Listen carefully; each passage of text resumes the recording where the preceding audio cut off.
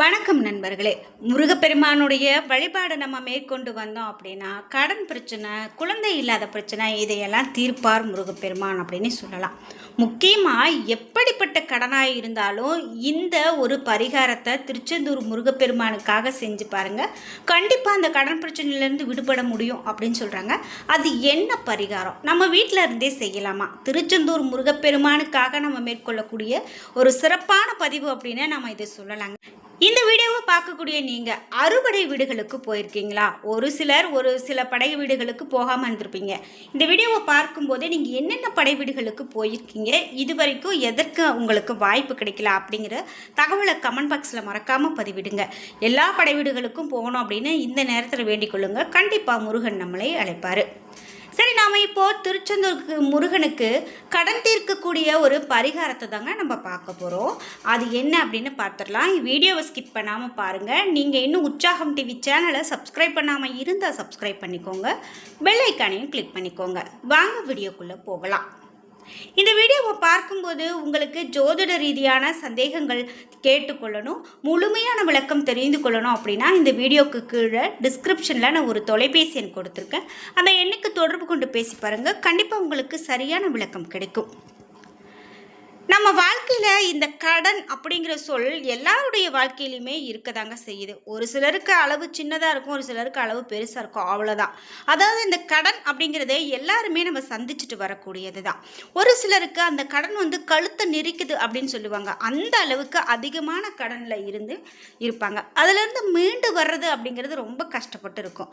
எப்படிப்பட்ட கடன் பிரச்சனையாக இருந்தாலும் எதற்கும் நாம் அந்த கடனை வாங்கணும், அந்த கடன்லேருந்து எப்படி வெளிவர வேணும் அப்படின்னு நினைக்கிறவங்க திருச்செந்தூர் முருகனை இந்த முறையில் வழிபாடு செய்யுங்க. கண்டிப்பாக அந்த கடன் பிரச்சனையிலேருந்து வர முடியும் அப்படின்னு சொல்கிறாங்க.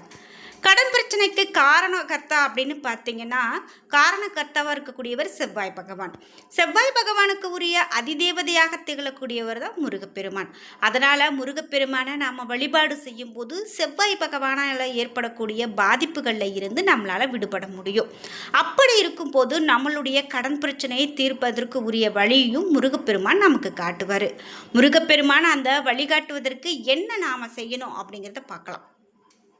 ஒரு சிறிய பரிகாரம் தாங்க.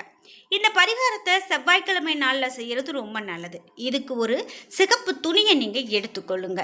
இந்த சிகப்பு நிறம் என்பது செவ்வாய் பகவானுக்கு உரிய நிறமாக பார்க்கப்படுது. சாதாரணமாகவே நாம் இந்த முருகப்பெருமானுடைய வழிபாடு செவ்வாய்க்கிழமையில் மேற்கொள்கிறது நல்லதுன்னு சொல்லுவோம். செவ்வாய்க்கிழமையில் முருகனுடைய கோவிலுக்கு போவோம். அதனால் இந்த பரிகாரமும் செவ்வாய்க்கிழமை செய்கிறது நல்லதொரு பலனை கொடுக்கும். இந்த சிகப்பு நிறம் அப்படிங்கிறது செவ்வாய் பகவானுக்கு உரிய நிறமாக இருக்கிறதால நம்ம அந்த நிறத்தில் துணியை எடுத்துக்கிறோம். காலையில் எப்போது போல் நம்மளுடைய வீட்டு பூஜை அறையில் பூஜைகள் எல்லாமே செய்து முடித்த பிறகு காலை 6 மணிலேருந்து 7 மணிக்குள்ளே நாம் இந்த பரிகாரத்தை செய்கிறது நல்லது. நம்மளுடைய கை நிறைய கைக்குள்ளே அடங்கும் அளவுக்கு சில்லறை காசுகளை எடுத்துக்கோங்க. 1 ரூபாய், 2 ரூபாய், 5 ரூபாய் அப்படின்னு எந்த நாணயமாக இருந்தாலும் பரவாயில்ல, எடுத்துக்கோங்க. உங்கள் கைக்குள்ளே அடங்கும் அளவுக்கு எடுத்துக்கோங்க.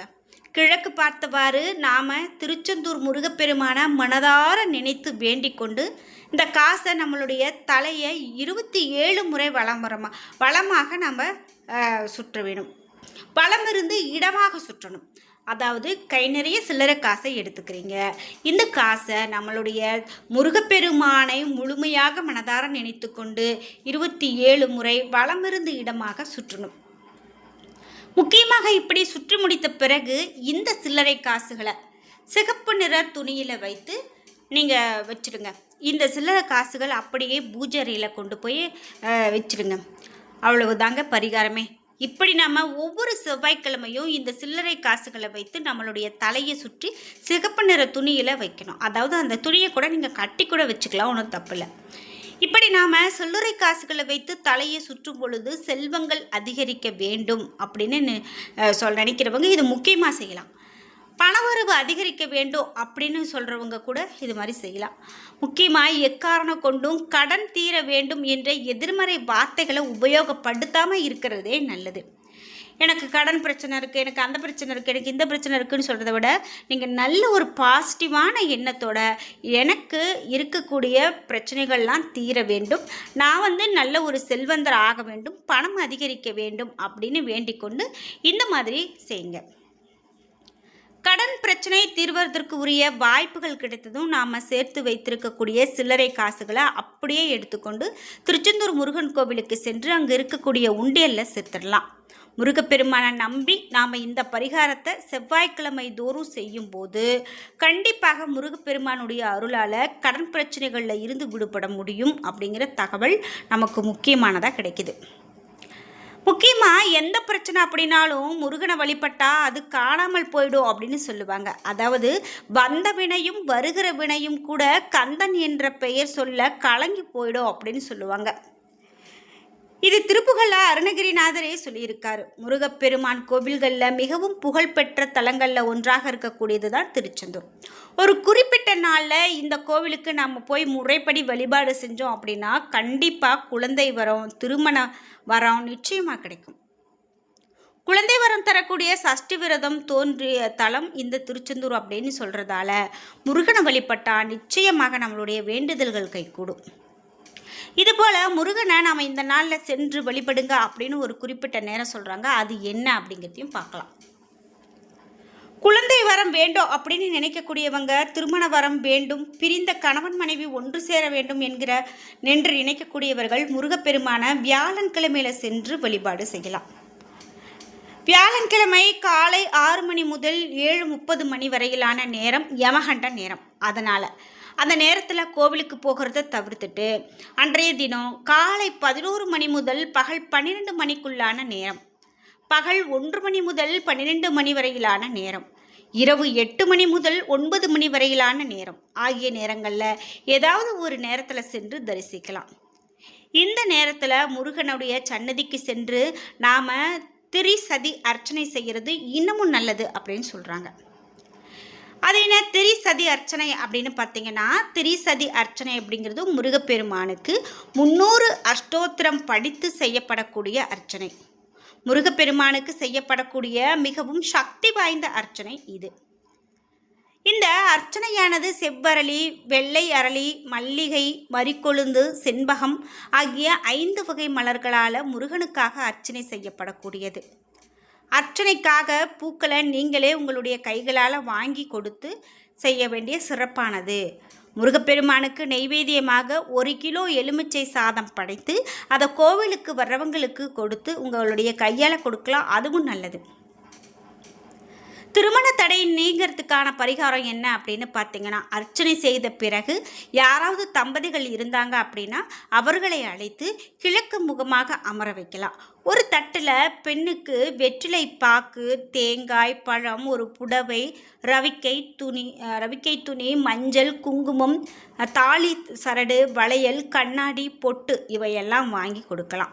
மற்றொரு தட்டில் ஆணுக்கு தேங்காய், பழம், வெற்றிலை பாக்கு, வேஷ்டி துண்டு அல்லது வேஷ்டி சட்டை இவையெல்லாம் வைக்கலாம். பிறகு இவருக்கு நலுங்கிட்டு ரோஜா மாலை தவிர்த்து மற்ற மல்லிகை அல்லது சம்பங்கி மாலை ஏதாவது வாங்கி கொடுத்து இருவரையும் மாற்றிக்கொள்ள சொல்லலாம்.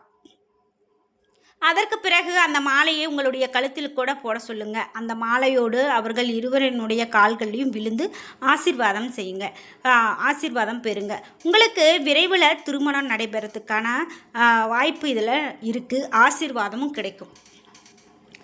அந்த மாலையை வீட்டுக்கு எடுத்துகிட்டு வந்து பூஜாரியில் ஒரு தட்டில் 48 நாட்கள் வச்சுருங்க. பிறகு அந்த மாலையை நீர்நிலைகளில் விட்டுடுங்க. அந்த 48 நாளைக்குள்ளே உங்களுக்கு திருமணம் கைக்கூடி வரும், அல்லது அடுத்த 3 மாதங்களுக்குள்ளே திருமண யோகம் கைக்கூடி வரும் அப்படின்னு சொல்லலாம். இதே போல தாங்க குழந்தை பாக்கியமும். குழந்தை இல்லாதவங்க இது போல் முருகனை வழிபட யாராவது ஒரு கர்ப்பிணி பெண்ணை அழைத்து கிழக்கு முகமாக அமர வைத்து அவருக்கு தேங்காய், பழம், வெற்றிலை, பாக்கு, பூ, புடவை ஆகியவற்றை கொடுக்கலாம். அவர்களுக்கு என்ன பிடிக்கும் என கேட்டு வாங்கி சாப்பிட கொடுங்க. பிறகு மட்டை தேங்காய் ஒன்றை வாங்கி அந்த கர்ப்பிணி பெண்ணிடம் கொடுத்து அவருடைய காலில் விழுந்து ஆசீர்வாதம் வாங்குங்க.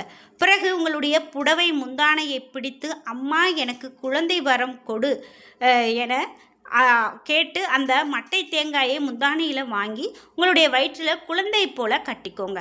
பிறகு மீண்டும் ஒரு பெண்ணில் காலில் விழுந்து ஆசீர்வாதம் வாங்கி கொண்டு முருகப்பெருமான் சன்னதிக்கு சென்று 33 அகல்களில் தீபம் ஏற்றுங்க. பிறகு 33 முருகப்பெருமானை 3 முறை சுற்றி வாங்க.